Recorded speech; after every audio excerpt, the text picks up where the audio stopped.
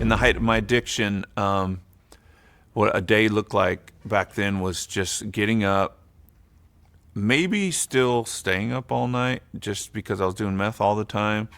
But I would try to get some sleep because I had to perform. Brian Welch, also known as Head, was the lead guitarist of the famous nu metal band Korn. His life was a whirlwind of success, wealth, fame, and everything that came with it. But underneath it all, Brian was struggling with deep emptiness, anxiety, and a spiraling drug addiction. I did that all over the world. And then I ran out of meth in Europe. I had one of the mail services send me 8 balls of meth hidden in these candles to because I don't want to go through withdrawals, and that was one of the worst points in my life where I was like, I gotta change. The quality of my life at that time was very low. At the height of his career, despite his outward success, his inner life was in turmoil. His marriage had fallen apart, and he was struggling to raise his daughter, all while battling substance abuse. He tried to find satisfaction in his career, money, and drugs, but nothing could fill the void in his heart. Remember who I was. And so I'm like living day by day as a rock star, remembering who I was, but also being a rock star at the moment, but being a shell of a human being and not really understanding why I'm so miserable when I've been given so many blessings or so many fortunate things happened to me. So I was very confused. And when I would get sober for a few weeks or a few months at a time, I didn't like myself and I had a dark cloud come over me. One day, in a moment of desperation, Brian cried out to God.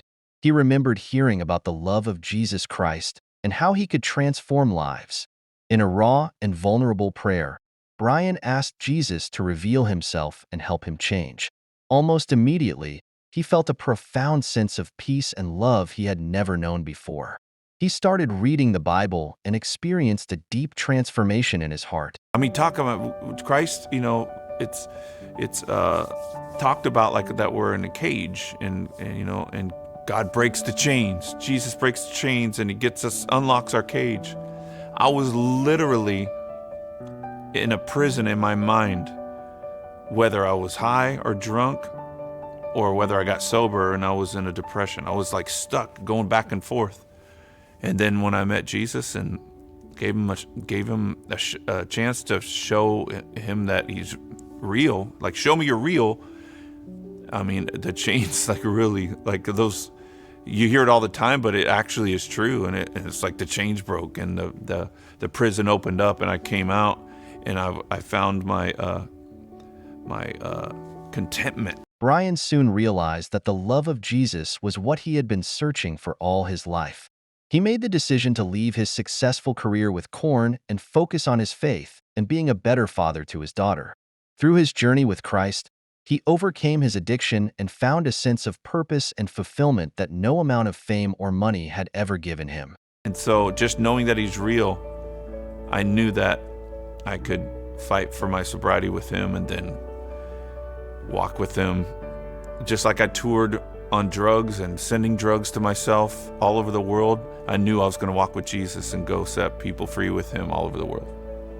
I think the biggest thing for me that made me change my life so dramatically, I mean, in such a dramatic way that my mom was scared. That even though I was a partier and she knew something was wrong with me, now I went the other way and I was like, Jesus, Jesus. So it was like if you'd have told me all of this before I actually met Jesus, I would have said, that's too good to be true. You're crazy.